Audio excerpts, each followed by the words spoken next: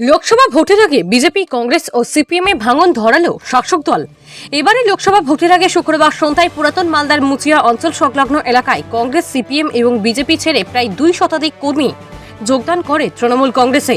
এই যোগদান সভায় উপস্থিত ছিলেন মালদা জেলা তৃণমূল কংগ্রেস সভাপতি আব্দুর রহিম বক্সি, মালদা ইংরেজবাজার পৌরসভার চেয়ারম্যান কৃষ্ণেন্দু নারায়ণ চৌধুরী, মালদা জেলা তৃণমূল কংগ্রেসের সাধারণ সম্পাদক প্রসেনজিৎ দাস, পুরাতন মালদা ব্লক প্রেসিডেন্ট রবীন দাস, মুচিয়া অঞ্চল কনভেনর সজল মহল দাস সহ তৃণমূলের আরও নেতৃত্বরা।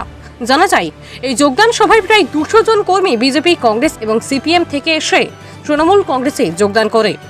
মালদা থেকে সুব্রত সেটের রিপোর্ট, নিউজ টাইম 24x7।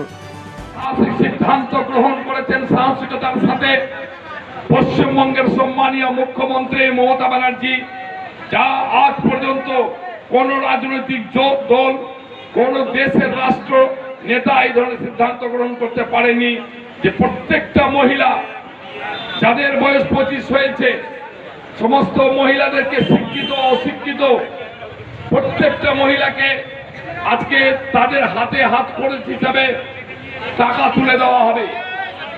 অর্থাৎ আজ পর্যন্ত আমরা কোনোদিন শুনিনি। আমরা শুনেছি মুচিয়া অঞ্চলে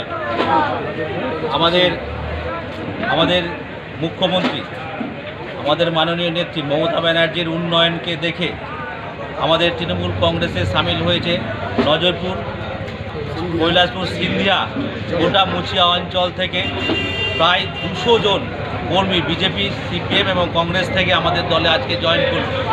এরা আগামী দিনে বিজেপির যে মোদির যে ভাবনা চিন্তা, মোদির যে বিদ্বেষী ভাব, তার প্রতিবাদে এবং মমতা ব্যানার্জি এবং অভিষেক ব্যানার্জি যে পশ্চিমবঙ্গের গরিব মানুষদের জন্য যে প্রকল্প তৈরি করেছে, সেই উন্নয়ন থেকে শুরু করে সব কিছুর জন্য আজকে আমাদের মুচিয়া অঞ্চলে যুব তৃণমূল কংগ্রেসের নেতৃত্বে এবং মাদার তৃণমূল কংগ্রেসের নেতৃত্বে যারা আজকে আমাদের প্রায় 200 জন কর্মী বিভিন্ন দল থেকে তৃণমূল কংগ্রেসে জয়েন করে।